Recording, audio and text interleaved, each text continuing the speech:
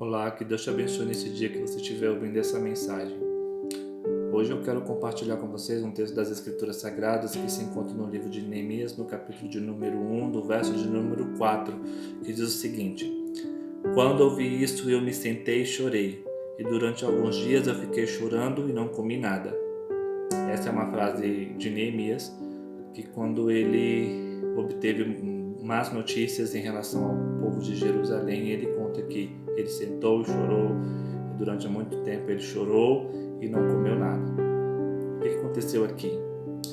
Neemias, ele servia ao rei Artaxerxes e um dia ele encontrou com o irmão dele, mais um grupo de outros judeus, e fez perguntas sobre como que estava Jerusalém.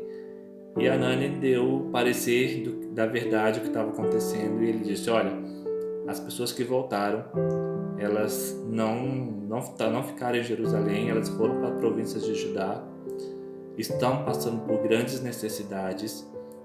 Os estrangeiros que residem por lá vivem zombando da gente, e a cidade de Jerusalém continua com seus muros em ruínas e as portas quebradas. E a primeira coisa que eu entendo, que eu quero compartilhar com você aqui, queridos, é que as más notícias, elas podem até nos entristecer, mas elas não podem nos impedir de orar. Então, quando a gente vê que o posicionamento de Neemias, que ele senta e chora diante de uma má notícia, diante de uma tristeza, diante de algo que não esperava que acontecesse, isso quer dizer para mim e para você que também a gente pode fazer isso. É normal a gente chorar, é normal a gente se entristecer, é normal a gente sentir dor em relação a más notícias.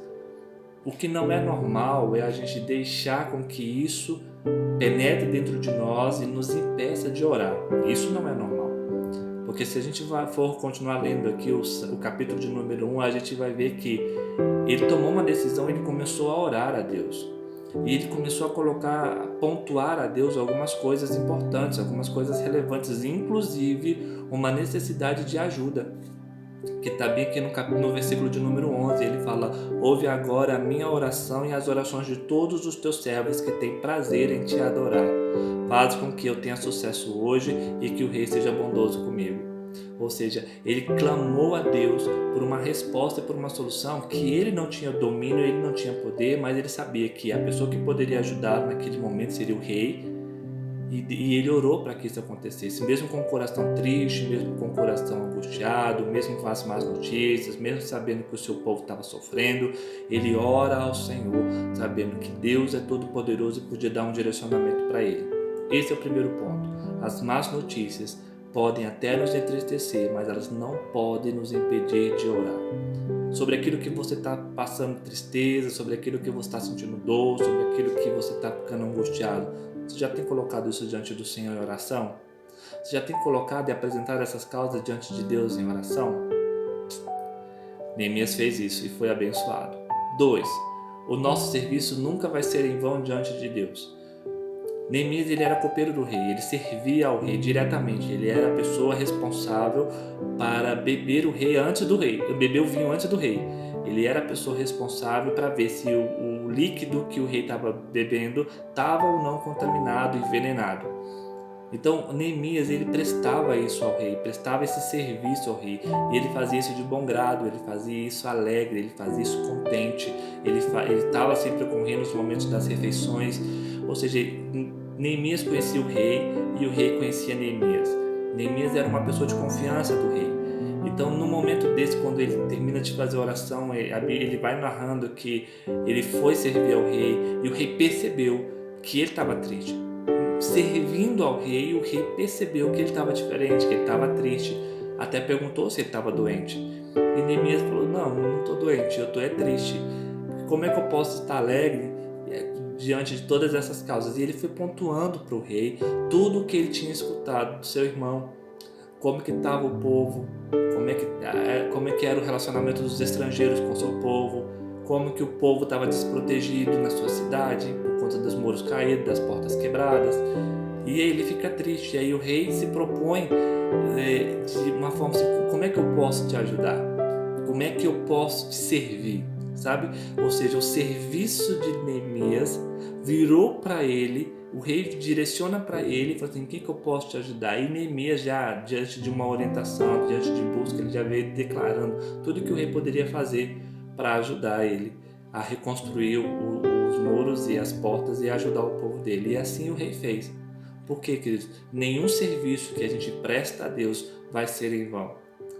Às vezes a gente está servindo a Deus de alguma maneira na igreja, a gente serve a Deus se recepcionando, a gente serve a Deus pregando, a gente serve a Deus louvando, a gente serve a Deus sendo os introdutores, a gente serve a Deus limpando banheiros, limpando a casa do Senhor, enfim, fazendo qualquer coisa. Nós estamos trabalhando para o Senhor, mas esse serviço nunca vai ser em vão. Deus sempre vai nos abençoar, Deus sempre vai ter condições de dar para nós algo maior quando nós apresentarmos as nossas necessidades, sabe?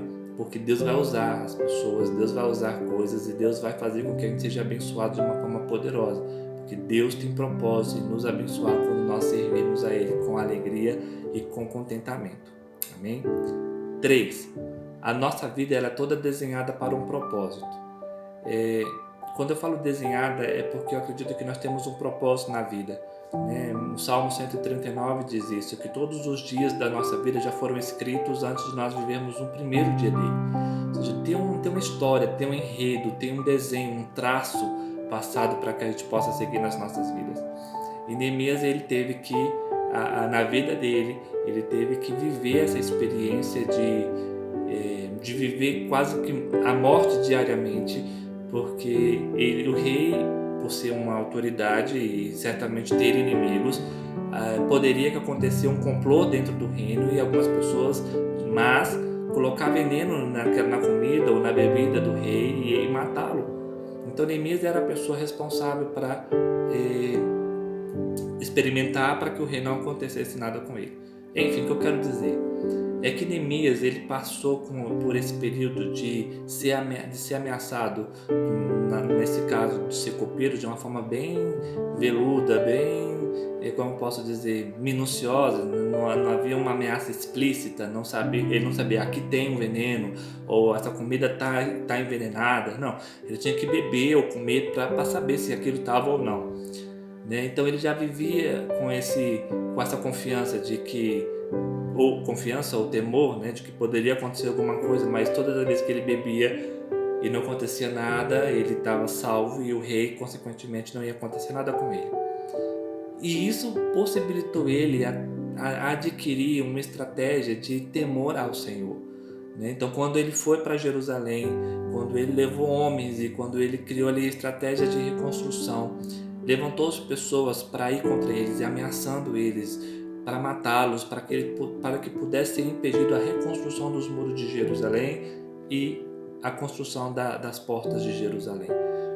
Mas as ameaças não o impediu de prosseguir, porque a vida dele foi toda desenhada para esse propósito. Então ele sabia que, embora o medo existisse, ele não ia deixar de cumprir o propósito dele. Assim como o medo de morrer bebendo um vinho, assim como o medo de morrer experimentando uma comida poderia levar ele à morte, mas ele fazia isso para que o rei pudesse ser abençoado, assim ele também cumpriu o propósito dele. Ainda sob ameaça de morte, ainda sob ameaça de perseguição constantemente, ele não desistiu de cumprir o propósito dele. O medo de morrer não o impediu de cumprir o propósito dele. Qual é o propósito que Deus tem para a sua vida? Qual é o chamado que Deus tem para a sua vida? Não deixa de vivê-lo por causa do medo. Não deixa de viver com medo de morrer, não deixa de vivê-lo com medo de não ser bem-sucedido, não deixa de viver o propósito de Deus por qualquer que seja o motivo. Se levante, enfrente o medo, sabe? Silencie as vozes do adversário, ouça a voz de Deus, do que Ele diz para você, no que Ele diz a seu respeito, e seja vencedor no nome de Jesus. E uma das coisas que eu li recentemente, e uma frase que eu gostei que se aplica na vida de Neemias, que ele fala assim: talvez foi para esse tempo que Deus nos preparou. O tempo é hoje, a gente não tem o tempo de amanhã nas nossas mãos, Nós não temos o tempo futuro, nós temos o hoje. E o hoje nós temos que aproveitar bem. E talvez seja para hoje que o Senhor nos chamou para um propósito. Talvez seja para hoje que Deus te chamou para fazer algo. Talvez seja para essa geração, para hoje que o Senhor te levantou nessa geração.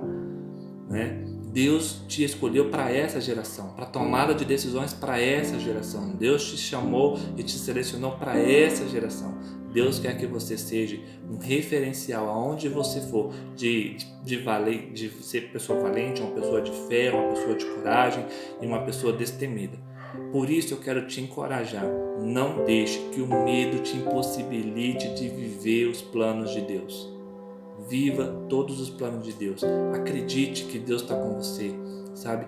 Acredite que o Senhor vai usar o que você tem, o dom que você tem, o talento que você tem para fazer uma grande diferença nessa geração. Tem pessoas que estão precisando só de um posicionamento seu para ser abençoado, porque para essa geração que você foi feito. Que essa palavra possa encontrar espaço no seu coração e que eu espero que tenha te motivado um pouco a crer mais no chamado que você tem.